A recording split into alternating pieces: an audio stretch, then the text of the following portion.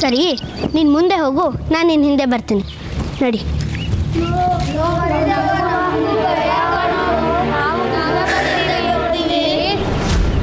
ಸರಿ, ನೀವೆಲ್ಲರೂ ಮುಂದೆ ಹೋಗಿ ನಾನು ನಿಮ್ಮ ಹಿಂದೆ ಬರ್ತೀನಿ. ನಡೀರಿ.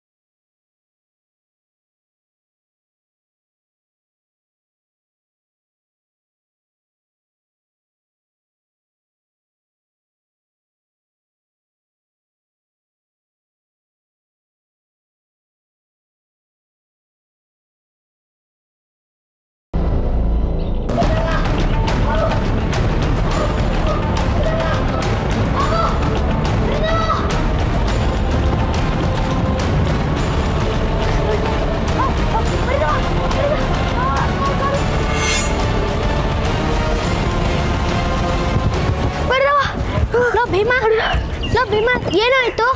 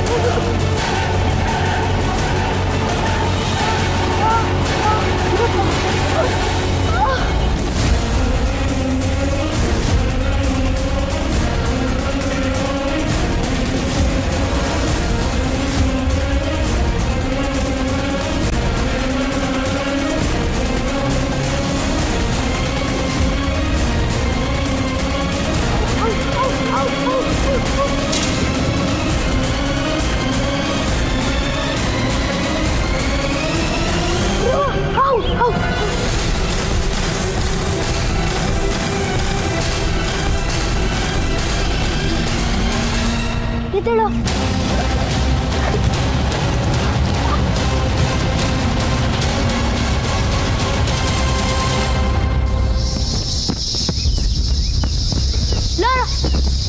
ಬರ್ರೋ, ಬಚ್ಚಿಟ್ಕೊಡ್ರೋ. ಬಚ್ಚಿಟ್ಕೊಳ್ಳಿ.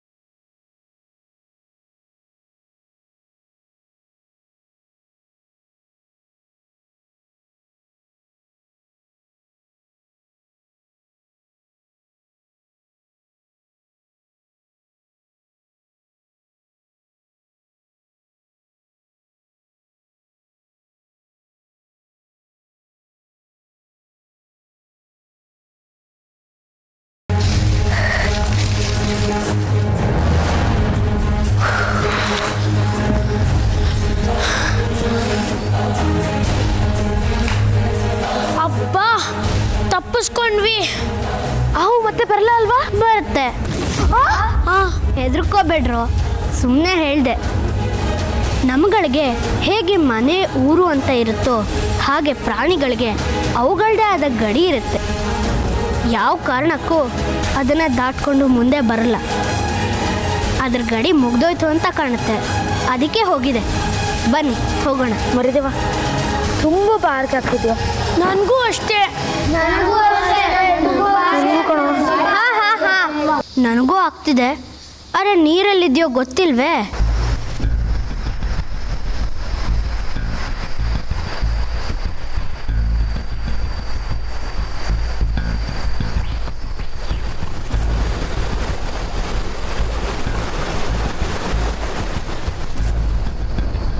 ಇಲ್ಲೆಲ್ಲೋ ನೀರು ಹರಿತಾ ಇರೋ ಶಬ್ದ ಕೇಳ್ತಿದೆ. ಬನ್ನಿ ಹೋಗೋಣ.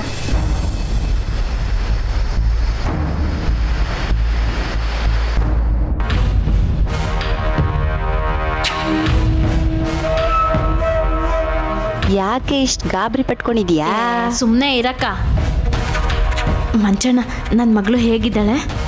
ಸೌತಿ ಮಗಳಾದ್ರು ಅದೇನು ಪ್ರೀತಿ, ಅದೇನು ಅಕ್ಕರೆ. ಯಾವ ಪ್ರೀತಿನೂ ಇಲ್ಲ, ಅಕ್ರೇನೂ ಇಲ್ಲ. ಅವಳು ಹೊಡೆದಿರೋ ಏಟ್ಗೆ ನನ್ನ ಕೈ ಗುರ್ತು ಅಂದ್ಕೊಂಡ್ಬಿಟ್ರೆ ಅದಕ್ಕೆ ಈಗಲೇ ಎಚ್ಚರ ವಹಿಸ್ತಾ ಇದ್ದೀನಿ. ಸತ್ಯ, ಅವಳು ಬದುಕುಳಿದ್ರೆ ಸಾಕಾಗಿದೆ. ಅವಳನ್ನ ಬದುಕಿಸ್ಬೇಕೆ ಅಂದ್ರೆ? ಒಂದು ವೇಳೆ ಅವಳು ಬದುಕುಳಿದ್ಲು ಅಂತ ಇಟ್ಕೋ, ಮೊದಲೇ ನಿನ್ನ ಗಂಡನಿಗೆ ನಿನಗಿಂತ ಅವಳ ಬಗ್ಗೆನೇ ಜಾಸ್ತಿ ಪ್ರೀತಿ. ಇಬ್ಬರು ಸೇರ್ಕೊಂಡು ನಿನ್ನ ನಮ್ಮ ಮನೆಯಿಂದ ಹೊರಗಾಕಿದ್ದು ನೆನಪಿದೆ ತಾನೇ? ಅಯ್ಯಯ್ಯೋ, ಅದನ್ನೆಲ್ಲಿ ಮರೆಯೋಕ್ಕಾಗತ್ತೆ ಮಂಚಣ್ಣ? ಮುಂದೆ ಅವಳ ಮದುವೆ, ಶೋಭನ, ಬಸರಿ, ಬಾಣಂತನ ಅಂತ ಸಾಲ ಸೋಲ ಮಾಡಿ ಇರೋ ಹೊಲ ಮನೆ ಎಲ್ಲ ಮಾರ್ಕೊಂಡ್ರೆ ನಿನಗೂ ನಿನ್ನ ಮಗನಿಗೂ ತೆಂಗಿನ ಚಿಪ್ಪೆ ಗತಿ. ಅದೇ ಅವಳು ಸತ್ಲು ಅಂತ ಇಟ್ಕೋ, ನಿನ್ನ ಗಂಡನ ಪ್ರೀತಿ ನಿನ್ನ ಕಡೆಗೆ ಇರುತ್ತೆ, ಹೊಲ ಮನೆನೂ ಉಳಿಯುತ್ತೆ. ಆಗ ಇಡೀ ಮನೆಗೆ ನೀನೇ ಯಜಮಾನಿ, ನೀನೇ ಮಹಾರಾಣಿ.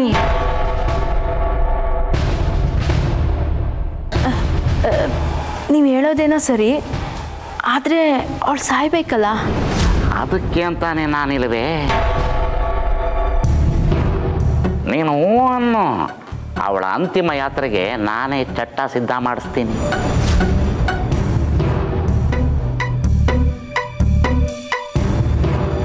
ನನ್ನ ಗಂಡ ಅವಳ ಮೇಲೆ ಪ್ರಾಣನೇ ಇಟ್ಕೊಂಡಿದ್ದಾನೆ. ಅವನಿಗೇನಾದ್ರೂ ಗೊತ್ತಾಗ್ಬಿಟ್ರೆ ನನ್ನ ಪ್ರಾಣನೇ ತೆಗೆದು ಬಿಡ್ತಾನೆ. ನೀನೇನೋ ಭಯ ಪಡಬೇಡ. ಈ ವಿಷಯ ಅವನಿಗೆ ಗೊತ್ತಾದರೆ ತಾನೇ. ಬೆಣ್ಣೆಲಿ ಕೂದಲು ತೆಗೆದಾಗೆ ಈ ಕೆಲಸ ಮುಗಿಸೋದು ನನ್ನ ಜವಾಬ್ದಾರಿ.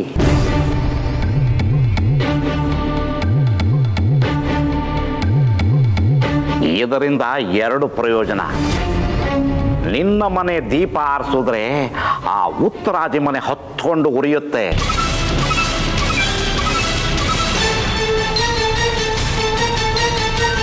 ಉರಿಯುವಾಗ ಮಾಡ್ತೀನಿ.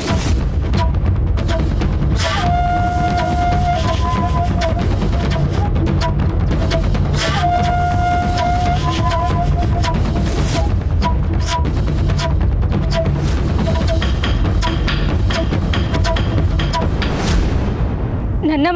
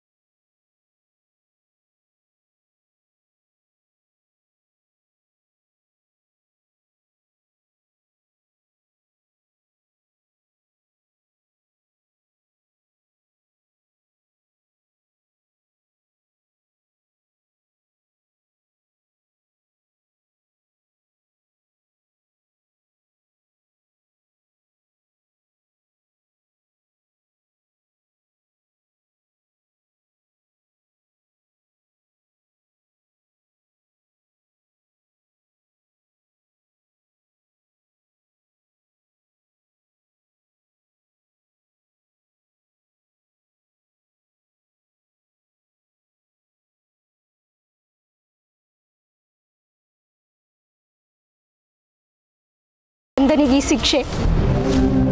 ಈ ಶಬ್ದವನ್ನು ಕೇಳುವ ಮೊದಲೇ ನನ್ನ ಕಿವಿಯನ್ನು ಕಿವಿಡು ಮಾಡಬಾರದಿತ್ತೇ ಆ ಶಿವನು.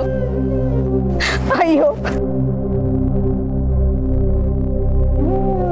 ನನ್ನ ಪರೀಕ್ಷೆಯನ್ನು 100ಕ್ಕೆ 100 ಸತ್ಯ ಎಂದು ನಂಬುವ ಅವಶ್ಯಕತೆ ಇಲ್ಲ ತಾಯಿ. ಏಕೆಂದರೆ ರಾಜಕುಮಾರರು ಇನ್ನೂ ಚಿಕ್ಕ ಮಗು. ಈಗಲೇ ನಿಖರವಾಗಿ ನಿರ್ಧರಿಸಿ ಹೇಳುವುದು ಕಷ್ಟ ತಾಯಿ. ಮಗು ಬೆಳೆದಂತೆ ಅದರ ಗ್ರಹಣ ಶಕ್ತಿ, ವಾಕ್ಶಕ್ತಿಯನ್ನು ಪರೀಕ್ಷೆ ಮಾಡಿ ನಿಖರವಾಗಿ ಹೇಳಬಹುದು. ಅದಲ್ಲದೆ ಈಗ ನಾನು ಹೇಳುವುದೆಲ್ಲವೂ ಅರ್ಧ ಸತ್ಯ ಮಾತ್ರ ತಾಯಿ. ಪಂಡಿತರ ಮಾತು ಸತ್ಯ ತಾಯಿ. ಅರ್ಧ ಸತ್ಯವನ್ನು ಹೇಳಿದ್ದಾರೆ. ಅದು ಪೂರ್ಣ ಸತ್ಯವಾಗದಿರಲೆಂದು ನಾವೆಲ್ಲರೂ ಆಶಿಸೋಣ. ಹೌದು ಮಗಳೇ, ಪಾಲಿಗೆ ಬಂದಿದ್ದು ಪಂಚಾಮೃತವೆಂದು ಸ್ವೀಕರಿಸದ ಹೊರತು ನಮಗೀಗ ಬೇರೆ ದಾರಿ ಇಲ್ಲ. ಇಷ್ಟವೋ ನಷ್ಟವೋ ಪಡೆದದ್ದನ್ನು ಅನುಭವಿಸಲೇಬೇಕಲ್ಲವೇ?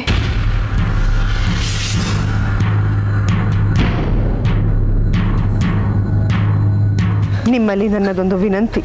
ಸೇವಕರಲ್ಲಿ ವಿನಂತಿಯ ಮಾತೇಕೆ ತಾಯಿ? ಅಪ್ಪಣೆ ಮಾಡಿ. ನೀವೇ ಹೇಳಿದ ಹಾಗೆ ನನ್ನ ಮೊಮ್ಮಗನು ಮೂಕ ಹೌದೋ ಅಲ್ಲವೋ ಎಂಬುದು ಸ್ಪಷ್ಟವಾಗುವವರೆಗೂ ಈ ವಿಚಾರ ಯಾವುದೇ ಕಾರಣಕ್ಕೂ ಚಕ್ರವರ್ತಿಗಳ ಕಿವಿಗೆ ಬೀಳಬಾರದು.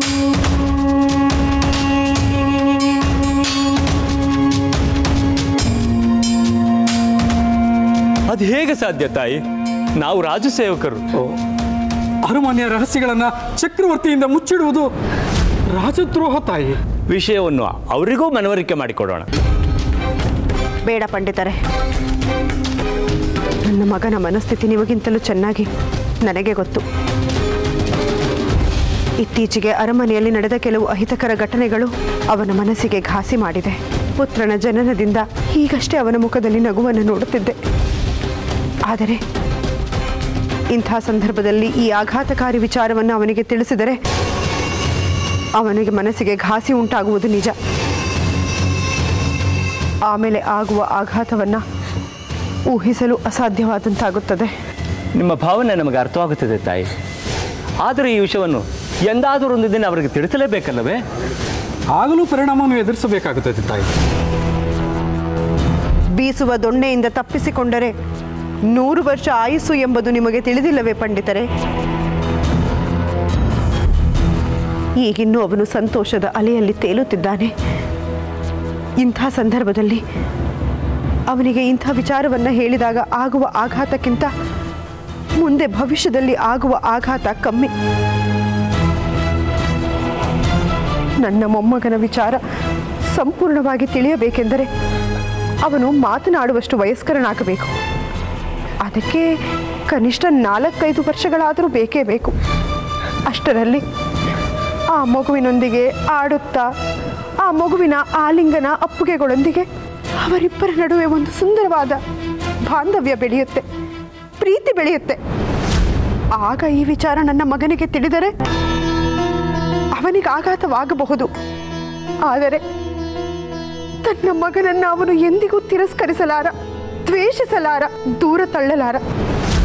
ಮಕ್ಕಳ ಪ್ರೀತಿಗೆ ಎಂಥ ಕ್ರೂರ ತಂದೆಯಾದರೂ ಸೋಲಲೇಬೇಕು. ಹಾಗಾಗಿ ನೀವು ಹೇಳುತ್ತಿರುವ ಸುಳ್ಳು ಸಾಮ್ರಾಜ್ಯದ ಹಿತಕ್ಕಾಗಿಯೇ ಹೊರತು ರಾಜದ್ರೋಹವಾಗುವುದಿಲ್ಲ. ನಿಮ್ಮ ಮಾತು 100ಕ್ಕೆ 100 ಸತ್ಯ ತಾಯಿ. ನಿಮ್ಮ ಅನುಭವದ ವಿಶ್ಲೇಷಣೆಗೆ ನಮ್ಮ ಕೋಟಿ ನಮಸ್ಕಾರಗಳು.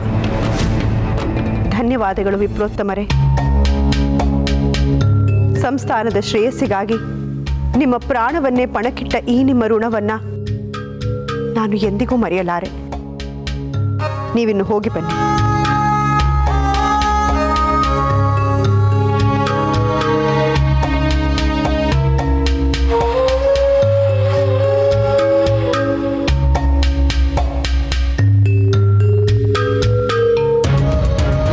ನಿಶ್ಚಿಂತೆಯಿಂದ ಇರು ಮಗಳೇ. ಇನ್ನು ಮುಂದೆ ನಿನ್ನ ಮಗನಿಗೆ ನನ್ನ ಮಗನಿಂದ ಯಾವುದೇ ರೀತಿಯ ತೊಂದರೆ ಆಗದಂತೆ ನಾನು ನೋಡಿಕೊಳ್ಳುತ್ತೇನೆ. ಇನ್ನೆಲ್ಲಿ ನಿಶ್ಚಿಂತೆ ಮಾತಾಜಿ. ನನ್ನ ಮಗನ ಆಗಮನದಿಂದ ನನ್ನ ಕಷ್ಟಗಳ ಸರಮಾಲೆಗೊಂದು ಅಂತ್ಯ ಸಿಗುತ್ತದೆ ಎಂದುಕೊಂಡಿದ್ದೆ. ಆದರೆ ಆ ಅಂತ್ಯವೇ ಆರಂಭವಾಗುತ್ತದೆ ಎಂದು ನನ್ನ ಕನಸಿನಲ್ಲೂ ಊಹಿಸಿರಲಿಲ್ಲ. ನನಗೀಗ ಅರ್ಥವಾಗಿದೆ ಮಗಳೇ. ನಾವೇನು ಅಂದುಕೊಳ್ಳುತ್ತೀವೋ ಅದಾವುದು ಇಲ್ಲಿ ನಡೆಯುವುದಿಲ್ಲ. ಅದರ ಹಿಂದೆ ಒಂದು ಶಕ್ತಿ ಇದೆ. ಆ ಶಕ್ತಿ ಆಡಿಸಿದಂತಷ್ಟೇ ನಾವು ಆಡಬೇಕು. ಅದೇ ಸತ್ಯ. ಪಾಲಿಗೆ ಬಂದದ್ದನ್ನು ಸ್ವೀಕರಿಸದ ಹೊರತು ನಮಗೆ ಬೇರೆ ದಾರಿಯೇ ಇಲ್ಲ ಮಗಳೇ.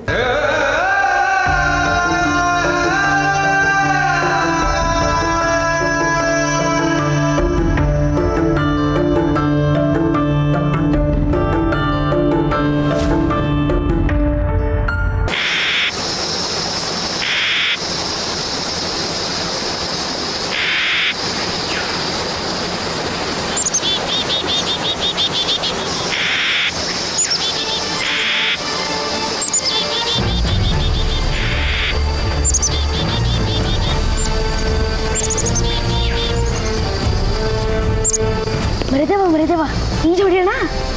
ಬೇಡ ಬೇಡ, ಹರಿಯೋ ನದಿ, ನೀರು ಕುಡಿಯೋಣ ಸಾಕು. ಬನ್ನಿ.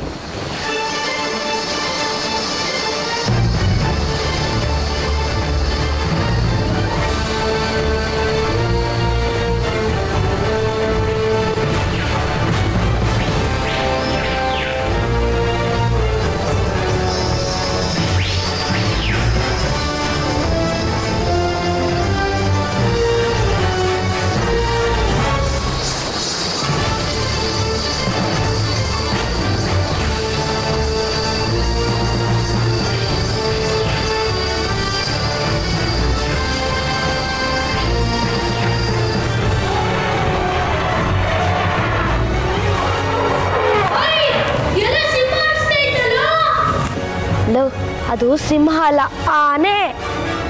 ನನ್ಗಿಂತ ಗೊತ್ತಾ? ಅದು ಸಿಂಹನೇ. ಸ್ವಲ್ಪ ಅಲ್ಲಿ ನೋಡು.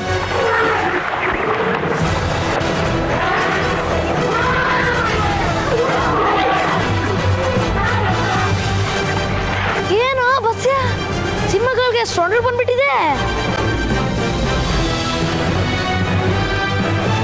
ಹೌದು ಕಣೋ, ಕೊಂಬು ಬಂದ್ಬಿಟ್ಟಿದೆ.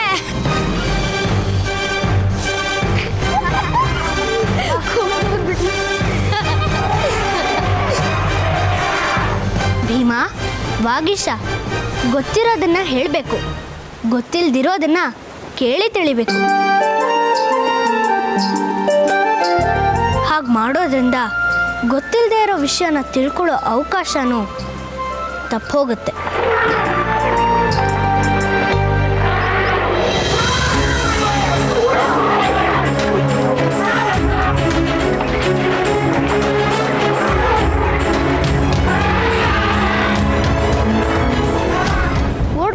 ಓಡ್ಬೇಡಿ. ಜಾಗ ಇದ್ರೆ ಮಾತ್ರ ಅಟ್ಟಿಸ್ಕೊಂಬರುತ್ತೆ. ಓ ಹೌದಾ? ಹೌದು. ಅದು ಅಲ್ಲದೆ ನಮ್ಮ ಮಧ್ಯೆ ಈ ನದಿ ಇದೆ. ಇದನ್ನ ದಾಟ್ಕೊಂಡು ಅದು ಬರಲ್ಲ. ನಾವಿಲ್ಲಿಂದಾನೇ ನೋಡಿ ಸಂತೋಷ ಪಡೋಣ.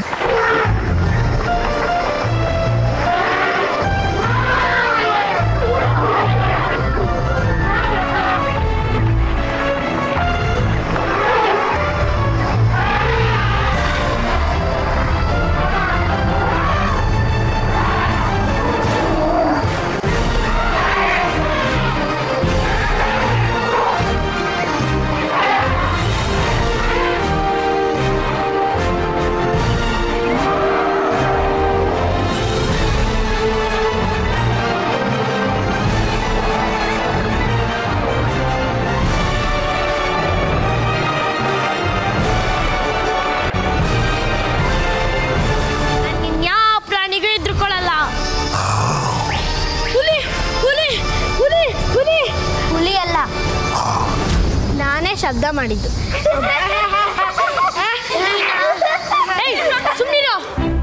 ಮರಿದೇವ, ನಂಗೆ ತುಂಬ ಹೊಟ್ಟೆ ಹಸಿತಿದೆ. ತಿನ್ನೋಕ್ಕೇನಾದ್ರು ಸಿಗುತ್ತಾ? ಸಿಗುತ್ತೆ. ನಿಮ್ಮ ಅಮ್ಮ ಮಾಡಿದ್ದು ಹೋಳ್ಗೆ, ಚಕ್ಕಲಿ, ನಿಪ್ಪಟ್ಟು ಎಲ್ಲ ಸಿಗುತ್ತೆ. ಇದು ಮನೆ ಅಲ್ಲ ಕಣೋ, ಕಾಡು. ಮನೆಗೆ ಹೋಗೋ ತನಕ ಏನೂ ಸಿಗಲ್ಲ. ಯಾಕೆ ಸಿಗಲ್ಲ? ಹಲಸಿನಣ್ಣು ಸಿಗ್ಬೋದು, ಬೇರ್ಲೆ ಹಣ್ಣು ಸಿಗ್ಬೋದು. ಕಾಡು ಆದಮೇಲೆ ಯಾವುದೋ ಒಂದು ಹಣ್ಣು ಸಿಕ್ಕೇ ಸಿಗುತ್ತೆ. ಕಡೆ ಪಕ್ಷ ಗೆಡ್ಡೆ ಗೆಣಸಾದ್ರೂ ಸಿಗುತ್ತೆ. ಅದೆಲ್ಲ ಎಲ್ಲಿ ಸಿಗುತ್ತೋ? ಮರಿದೇವ, ನೀನು ಅಳಿಸ್ಕೊಂಡು ಅಂದಿದ ತಕ್ಷಣ ನನ್ನ ಬಾಯಲ್ಲಿ ನೀರು ಬತ್ತಿದೆ ಕಣೋ. ಹೌದಾ? ಹಣ್ಣು ಸಿಗ್ಲಿಲ್ಲ ಅಂದ್ರೆ ಅದೇ ನೀರನ್ನೇ ಕುಡ್ಕೊಂಡು ಹೊಟ್ಟೆ ತುಂಬಿಸ್ಕೋಬೇಕಾಗತ್ತೆ.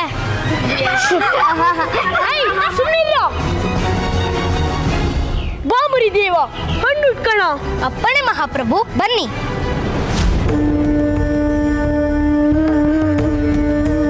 ನಿಮ್ಮ ಅನುಮಾನ ನಿಜ ತಾಯಿ. ರಾಜಕುಮಾರರಿಗೆ ವಾಕ್ ಮತ್ತು ಶ್ರವಣ ದೋಷವಿದೆ.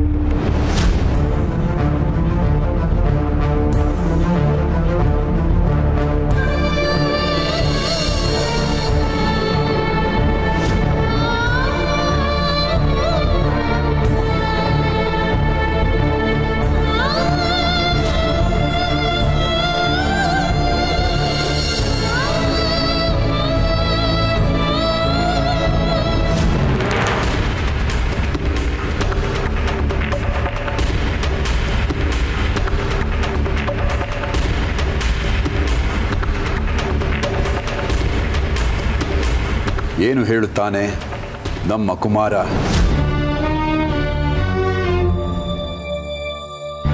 ಹೇಳುವುದಕ್ಕೆ ಅವನಿಗೆ ಮಾತೇ ಬರುವುದಿಲ್ಲವಲ್ಲ ಸ್ವಾಮಿ. ಪ್ರಶ್ನೆಗೆ ತಕ್ಕ ಉತ್ತರ. ಮಹಾರಾಣಿ ಅವರಿಗೆ ಹಾಸ್ಯ ಪ್ರಜ್ಞೆಯೂ ಇದೆ ಎನ್ನುವುದು ನಮಗೆ ಇಂದು ಅರಿವಾಯಿತು.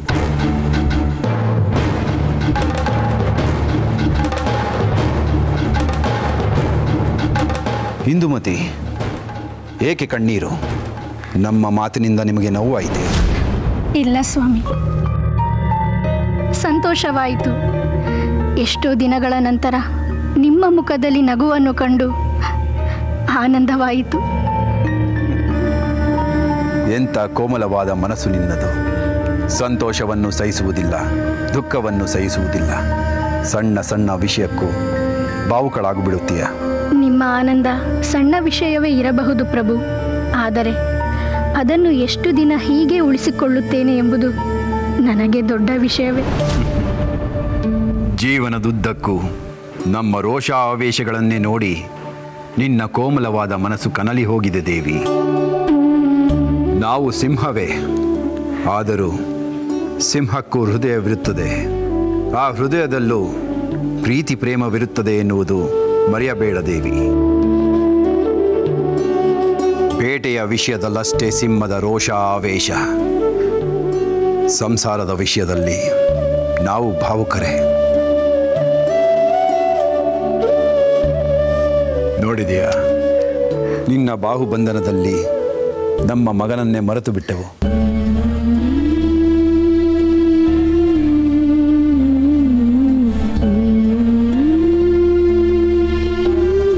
ಯುವರಾಜನ ಆಗಮನದ ವಿಷಯ ಕೇಳಿ ಇಡೀ ರಾಜ್ಯ ಸಂಭ್ರಮಿಸುತ್ತಿದೆ.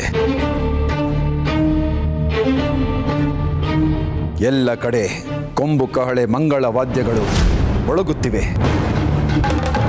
ಪರಾಕುಗಳು, ಪ್ರಶಂಸನಾ ಪತ್ರಗಳು ಪ್ರವಾಹದಂತೆ ಹರಿದು ಬರುತ್ತಿದೆ. ಅದೆಷ್ಟೋ ವರ್ಷಗಳ ನಂತರ ಅರಮನೆಯಲ್ಲಿ ಹಬ್ಬದ ಕಳೆ ಕಟ್ಟಿದೆ. ನಾಮಕರಣ ಶಾಸ್ತ್ರವನ್ನು ವಿಜೃಂಭಣೆಯಿಂದ ಆಚರಿಸಬೇಕು ಎಂದು ನಿರ್ಧರಿಸಿದ್ದೇನೆ. ರಾಜಪುರೋಹಿತರೊಂದಿಗೆ ಚರ್ಚಿಸಿ ನಮ್ಮ ಕುಮಾರನಿಗೆ ಸಮಸ್ತ ಲೋಕಗಳು ಮೆಚ್ಚುವಂತ ಹೆಸರಿಡಬೇಕು.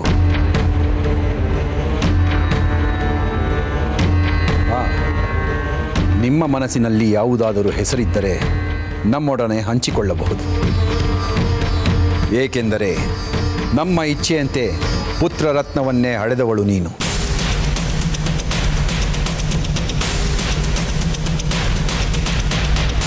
ಇಂದುಮತಿ, ನಿನ್ನನ್ನೇ ಕೇಳುತ್ತಿರುವುದು.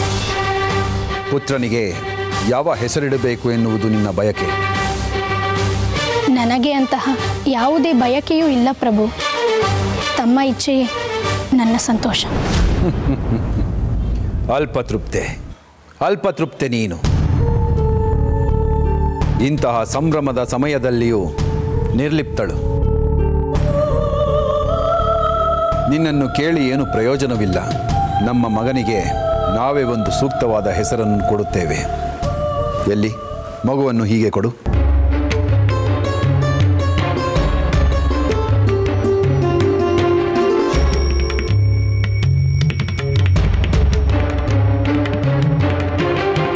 ಆಹಾ, ಎಂತಹ ಅನುಭೂತಿ!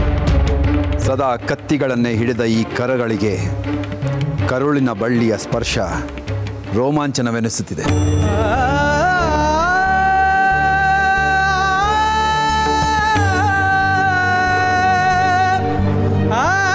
ಕಣ್ಣು, ಮೂಗು, ಕಿವಿ ಎಲ್ಲವೂ ನಮ್ಮಂತೆಯೇ ಇದೆ ಅಲ್ಲವೇ ದೇವಿ? ಹೌದು ಪ್ರಭು, ನಿಮ್ಮದೇ ಹೋಲಿಕೆ ಎಂದು ಎಲ್ಲರೂ ಹೇಳುತ್ತಿದ್ದಾರೆ. ಹೇಳಲೇಬೇಕು, ಏಕೆಂದರೆ ಇವನು ನಮ್ಮ ಮಗನೇ ಅಲ್ಲವೇ? ಅಲ್ಲವೇ ಕುಮಾರ?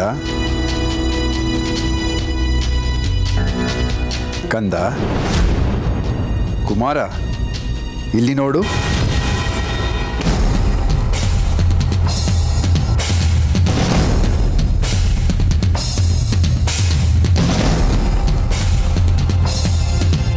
ಕುಮಾರ,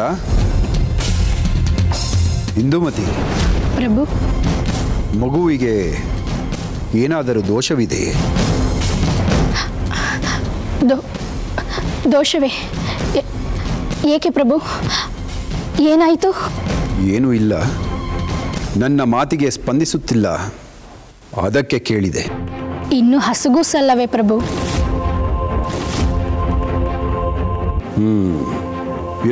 ಇರಬಹುದು. ಆದರೂ ಎಚ್ಚರದಿಂದ ಇರಬೇಕು. ಏಕೆಂದರೆ ಬಹಳ ಸಮಯದ ಕಾಲ ಕಾಯಿಸಿ ಬಂದವನಲ್ಲವೇ? ತೆಗೆದುಕೋ.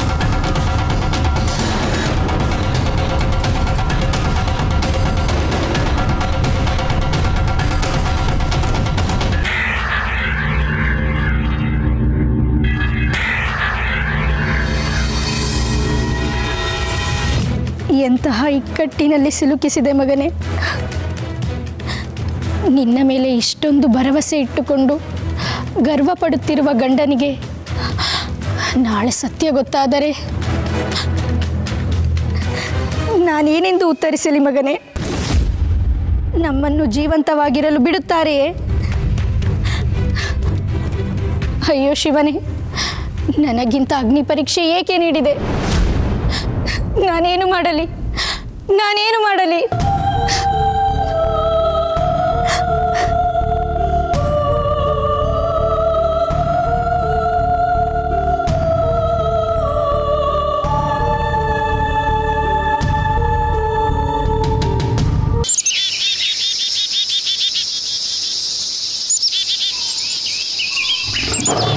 ಅಲ್ಲಿ ನೋಡ್ರಿ ಸಿಂಹಗಳು. ಶಬ್ದ ಮಾಡ್ಬೇಡಿ. ಬನ್ನಿ ಈ ಮರದಿಂದ ಔತ್ಕೊಳ್ಳಿ ಬನ್ನಿ.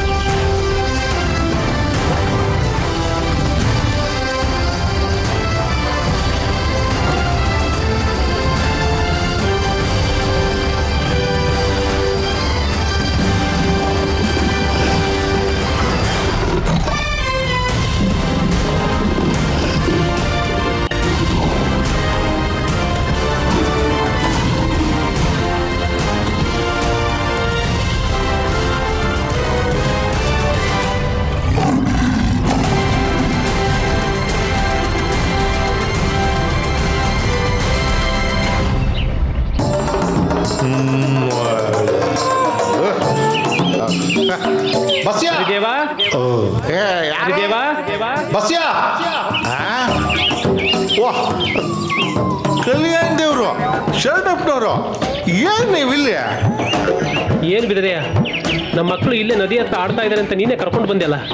ವಾ ಹೌದಲ್ವಾ? ಅದು ಇಲ್ಲಲ್ಲ, ಅಲ್ಲಿ ಅಲ್ಲಿ ನಡೀರಿ ನಡೀರಿ ನಡೀರಿ.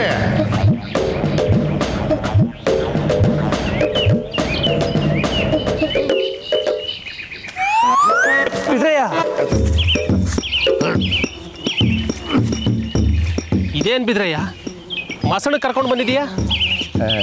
ನೀವೇನ್ ಕೇಳಿದ್ದು? ನಾನು ಕೇಳಿದ್ದು ನನ್ನ ಮಗ ಮರಿದೇವನ ಬಗ್ಗೆ. ಮರಿದೇವ ಅಂದ್ರ ನಮ್ಮ ಶಿವಪ್ಪ. ಶಿವಪ್ಪ ಎಲ್ಲಿರ್ತಾನೆ? ಮಶಾಣದಲ್ಲಿ. ಅದಕ್ಕೆ ಇಲ್ಲಿ ಕರ್ಕೊಂಬಂದೆ. ಏನ್ ಮಾತಾಡ್ತಾ ಇದೆಯಾ ಬಿದ್ರಯ್ಯ? ನಿನ್ನ ಮಾತು ನಂಬ್ಕೊಂಡು ಬಂದ್ವಲ್ಲ, ನಮಗ್ ಬುದ್ಧಿ ಇಲ್ಲ. ನಡೀರಿ ಕಲ್ಯಾಣ ದೇವ. ಇರಿ ಇರಿ, ನಿಮ್ಗೆ ಮರಿದೇವ ತಾನೇ ಬೇಕು. ಬನ್ನಿ ನನ್ನಿಂದ.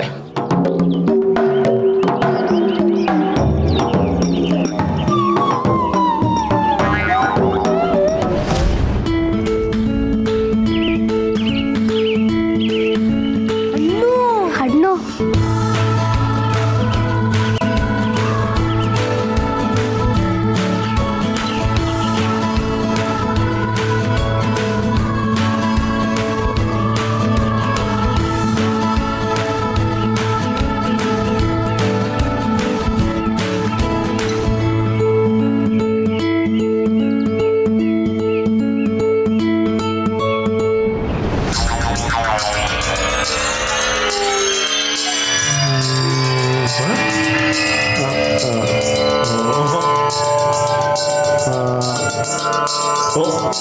ಬಿದ್ರಯ್ಯ, ನಮ್ಮನ್ನು ಎಲ್ಲಿ ಕರ್ಕೊಂಡು ಹೋಗ್ತಾ ಇದೀಯಾ? ಬೆಟ್ಟ ಹತ್ತಿಸ್ತಾ ಇದೀಯಾ? ಬೆಟ್ಟನ? ಓ ಬೆಟ್ಟ ಬೆಟ್ಟ. ಕಲ್ಯಾಣ್ ದೇವ, ಬಿದ್ರಯ್ಯನ ಮಾತು ಕೇಳಿದ್ರೆ ಅಷ್ಟೇ. ನಮ್ಮ ಮಕ್ಕಳು ಇಷ್ಟು ದೊಡ್ಡ ಬೆಟ್ಟನ ಹತ್ತೋದಕ್ಕೆ ಸಾಧ್ಯನಾ? ಅವರು ಊರಲ್ಲೇ ಎಲ್ಲೋ ಆಟ ಆಡ್ತಿರ್ಬೇಕು. ಅಲ್ಲೇ ಹುಡ್ಕೋಣ, ನಡೀರಿ.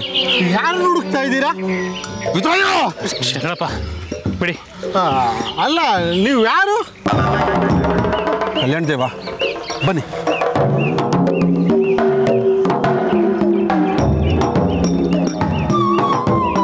ಯಾರೋ ಇಬ್ಬರು ಬಂದಂಗೆ ಆಯ್ತಲ್ಲ. ಎರಡು ಕೆಲ್ಸ ಐತಲ್ವಾ, ಅದಕ್ಕೆ ಇಬ್ರು ಕಾಣಿಸಿರ್ಬೇಕು.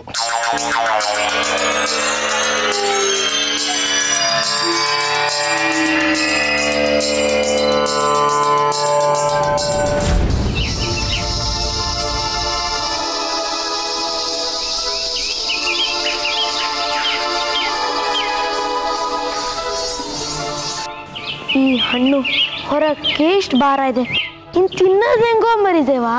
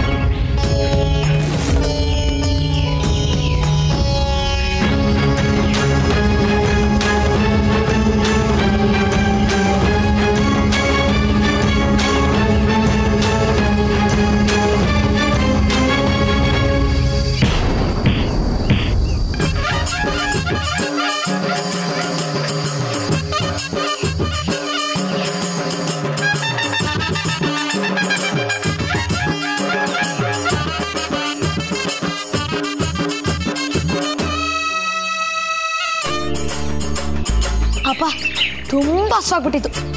ಈ ಹಣ್ಣು ಚೆನ್ನಾಗಿದೆ ಅಲ್ಲ?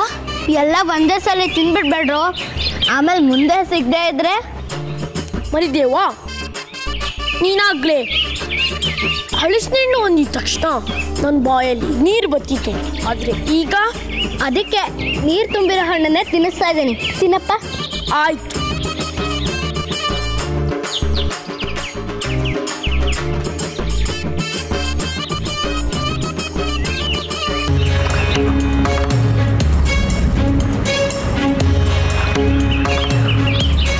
ಅಲ್ಲಿ ನೋಡ್ರು, ನವಿಲುಗಳು ಚೆನ್ನಾಗಿ ನೃತ್ಯ ಮಾಡ್ತಿವೆ.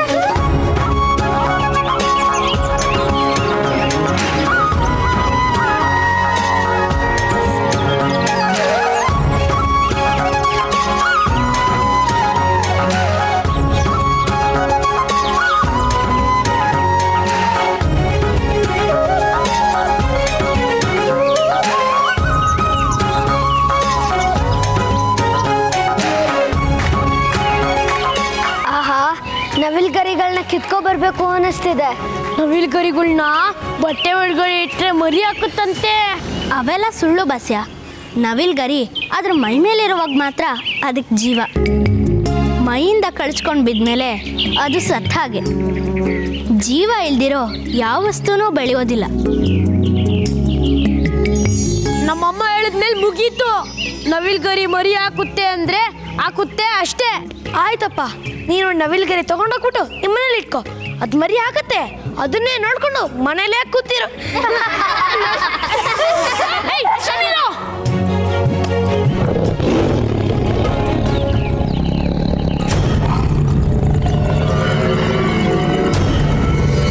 ಅಯ್ಯೋ, ಈಗ ನಿಜವಾಗ್ಲೂ ಹುಲಿ ಹತ್ರ ಬರೋ ತರ ಅನಿಸ್ತಿದೆ. ಓಡ್ರು.